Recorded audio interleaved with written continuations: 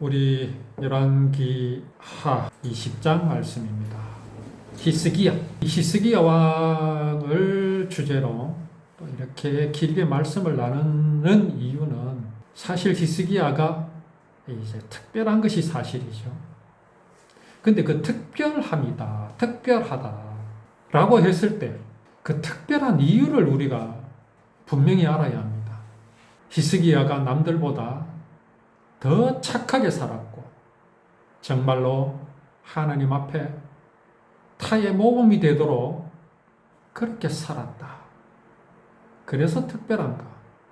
아니면 히스기야가 죽을 병에서 나았고 하나님께서 그 증거로 보여주시기를 태양을 10도 뒤로 물러나게 하셨다. 그래서 특별한가?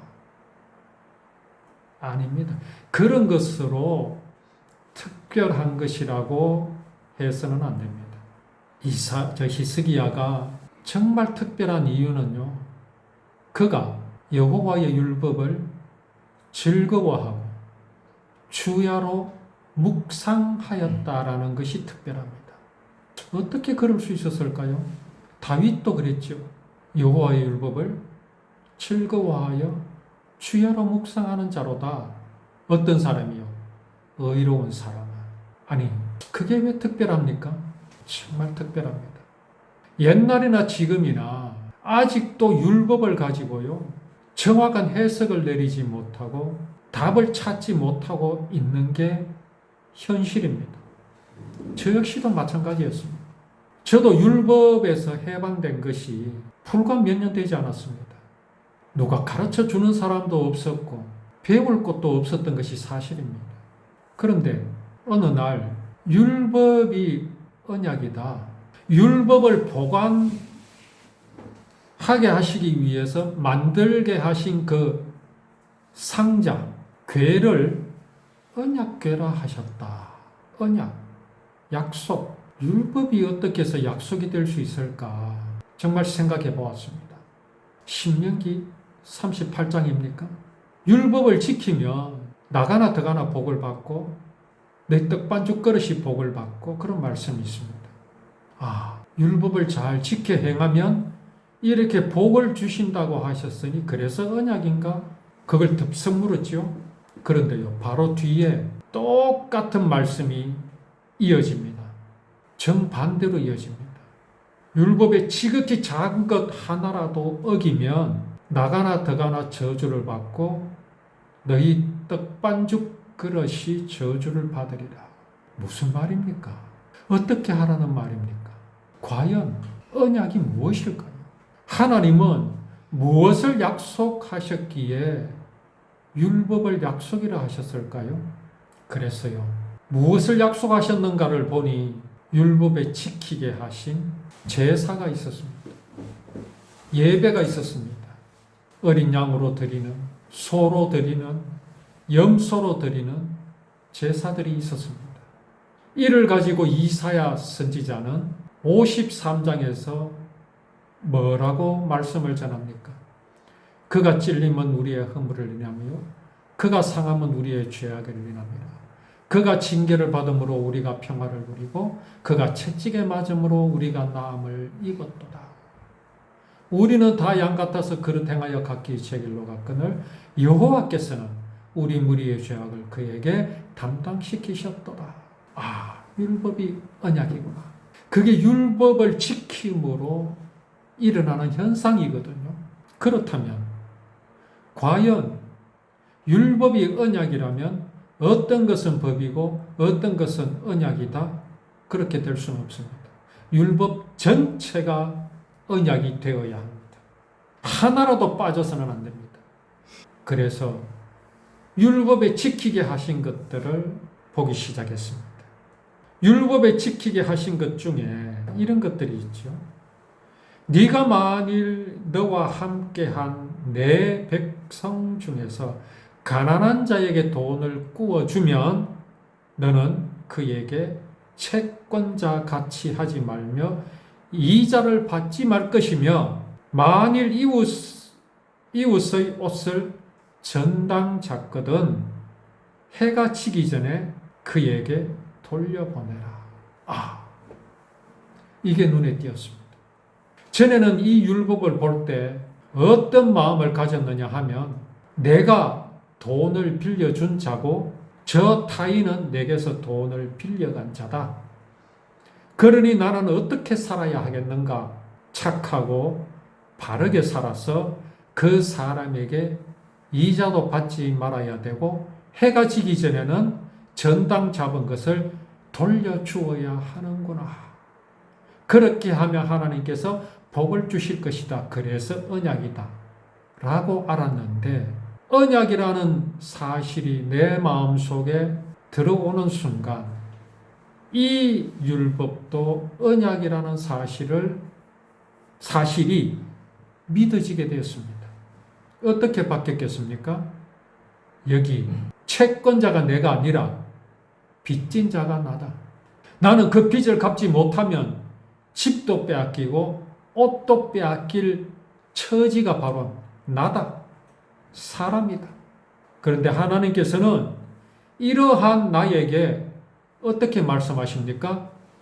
내가 이자 받지 않겠다. 여기 이자를 받지 않겠다 하시는 이가 바로 하나님이시다. 하나님의 사랑이다. 또 나는 옷을 벗어버렸잖아요. 아담이 왜 벌거벗었습니까? 어떻게 해서 벌거벗은 것을 알게 됐습니까? 하나님의 사랑, 생명, 은혜의 옷을 벗어버렸기 때문에 그렇습니다. 그런 아담에게 하나님께서 무슨 옷을 주셨습니까?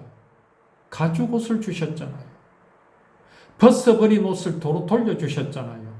그것과 이 말씀이 어떻게 됩니까? 매치가 되는 겁니다. 이게 언약이구나. 이러한 모양과 모습으로 구원을 이루실 것을 약속하셨구나. 이게 하나님의 언약입니다.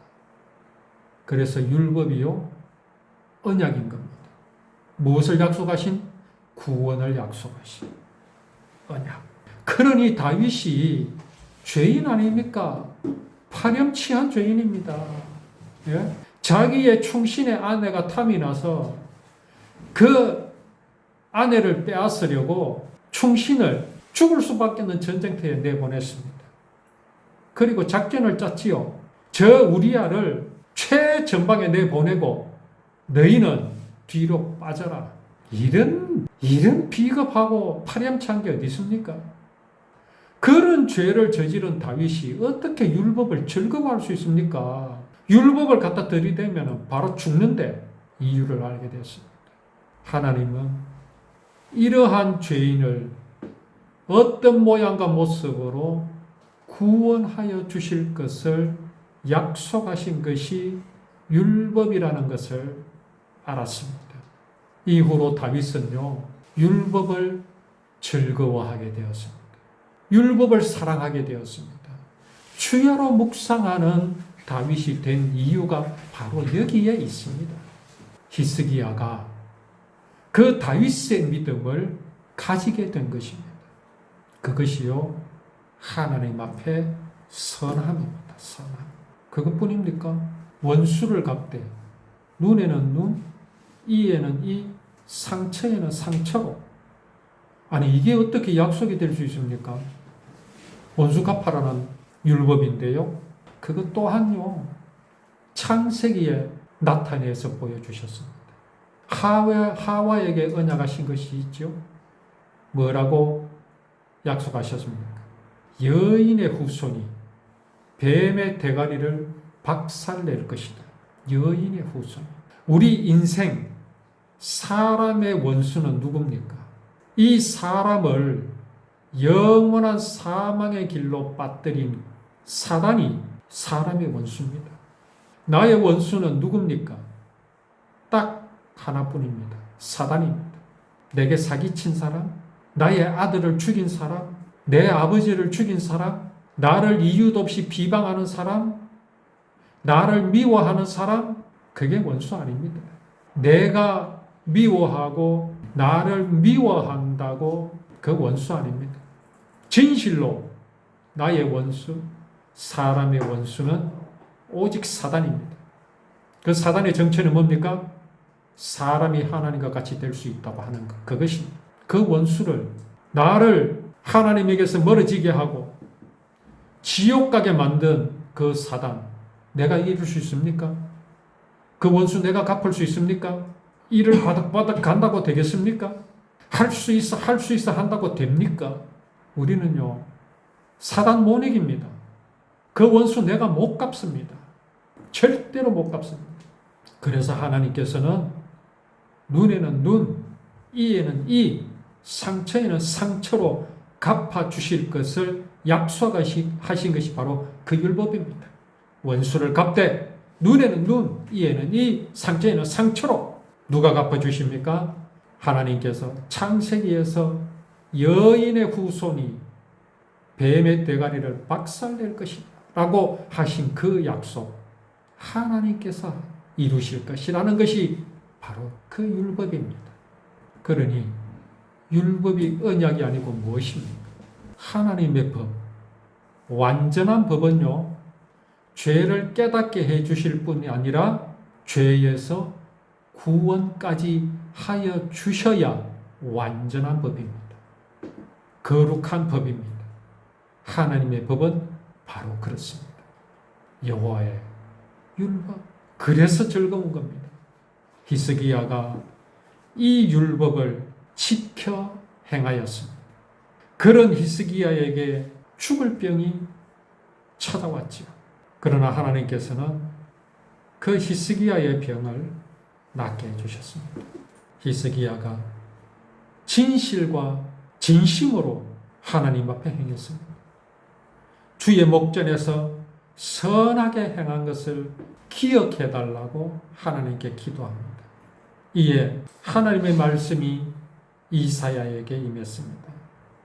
너는 가서 히스기야에게 이르기를 내 조상 다윗의 하나님 여호와께서 이같이 말씀하시기를 내가 네 기도를 들었고 내 눈물을 보았노라. 내가 내 수한을 15년을 더하고 너와 이 성을 아수르 왕의 손에서 건져내겠고 내가 또 이 성을 보호하리라. 이렇게 하나님께서 약속하셨습니다. 이렇게 히스기야가 하나님께로부터 응답을 받을 수 있었던 비결이 뭡니까? 그 비결이 뭡니까? 진실과 진심으로 행했기 때문입니다. 선하게 행하였기 때문입니다. 이 말씀을 정확하게 이해하지 못하면 또 엉뚱한 곳으로 빠지게 되죠. 착하고 바르게 살아야지. 그 말 아닙니다. 여호와의 율법이 언약인 줄 알고 그 약속을 이루실 때까지 그 구원의 모양과 모습이 어떠한 것을 알고 양을 희생 제물로 삼아서 하나님 앞에 예배하고 그 행위를 멈추지 않은 것이 바로 히스기야의 행함이었습니다. 선하게 행하는 삶이었습니다. 히스기야는 자신뿐 아니라 온 나라가, 온 백성이 여호와의 율법을 언약으로 믿고 따를 수 있도록 인도하였습니다. 진실로 이스라엘이 유대 땅이 여호와의 구원의 언약을 제대로 알고 믿고 하나님 앞에 고백할 수 있도록 히스기야는 모든 조건들을 이제 만들어 나갔습니다. 그게 바로 성전을 청소하고 회복하며 제사를 회복하고 우상 산당을 파괴하고 우상을 몰아낸 바로 그것입니다. 그것 때문에 하나님께서 히스기야에게 수명을 15년을 더하여 주셨습니다. 그 증거가 무엇입니까? 이제 히스기야는 증거를 보여달라고 하지요. 그 증거가 바로 해 그림자가 뒤로 10도 물러나게 하는 겁니다. 이게 가능한 일입니까? 사람의 생각으로나 물리적으로 전혀 불가능합니다. 그러나 하나님은 창조주십니다. 천지 만물을 창조하신 하나님이십니다. 그 하나님께서 히스기야에게 증거를 보여주셨습니다. 태양을 10도 뒤로 가게 하셨습니다.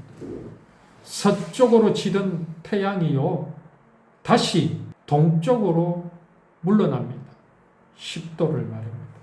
무엇을 증명하시기 위해서요? 히스기야 수명을 15년 더해 주시기 위해서. 자, 참 의미가 있죠. 그런데요, 하나님은요, 히스기야의 이 사건을 통해서요, 그것 아무것도 아니란 것을 보여주십니다. 히스기야는요, 그리고 죽습니다. 15년 살다가요. 이스라엘 역사, 다윗 왕 이후에 지금 200여 년이 흘렀습니다. 200여 년에 비하면 15년은 뭡니까? 잠깐입니다. 아니, 영원에 비하면 15년 그거 뭡니까? 아무것도 아닙니다. 아무것도 아닙니다. 그런데도 하나님께서는 아무것도 아닌 그것 증명하여 주시기 위해서 천지 만물을 움직이셨습니다. 천지 만물을 움직이셨습니다. 아무것도 아닌 그것을 왜 하나님은 하셨을까요? 미련한 인간들에게, 인생들에게 하나님의 살아계심을 보여주시기 위함입니다. 구원의 하나님, 구원을 이루실 하나님은 살아계시며 반드시 행하실 분이시라는 것을 보여주시기 위해서 그렇게 하셨습니다. 인생의 역사, 히스기야라는 한 인생을 두고 본다면 그 15년이 뭐 그렇게 중요합니까? 그렇게 살았다고 영원히 삽니까? 그렇지 않잖아요. 고작 15년을 더 살았을 뿐입니다.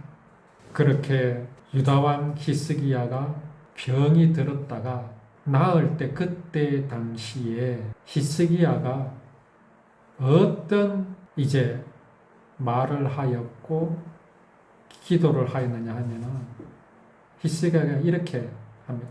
나의 중년에 서울의 문에 들어가고 나의 여생을 빼앗기게 되리라.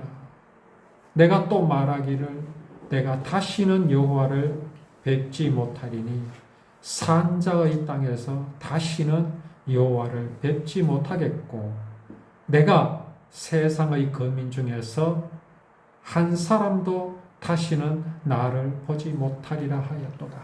히스기야가 이렇게 시리에 빠져 있었습니다. 참 허무한 내용이죠. 다시는 하나님을 뵙지 못하리라. 이거는요, 영원히 하나님을 뵙지 못하리라 그런 뜻이 아니라 여기에도 기록되었듯이 내가 살아있는 동안에는 이제는 내가 죽을 것이니까 하나님 날아갈 것이니까 이 땅에서는 하나님을 뵙지 못하리라 그런 내용입니다. 참 히스기야가 얼마나 답답했겠습니까? 그러나 히스기야가 복된 이유가 뭡니까? 하나님께서 그의 믿음을 인정하여 주셨다는 사실이죠. 하나님을 기쁘시게 하였다라는 증거입니다. 우리가 히스기야의 이 이야기를 나누어야 될 이유입니다. 하나님을 기쁘시게 할 수 있는 비결이며 하나님이 기뻐하시는 믿음이 무엇인지를 우리는 오늘 이런 히스기야의 믿음을 통해서 우리 마음속에 간직하고 정말 하나님을 기쁘시게 할 수 있는 그 방법을 정확하게 알아서 하나님 앞에 기쁨을 드리는 우리의 삶이 되기를 원합니다.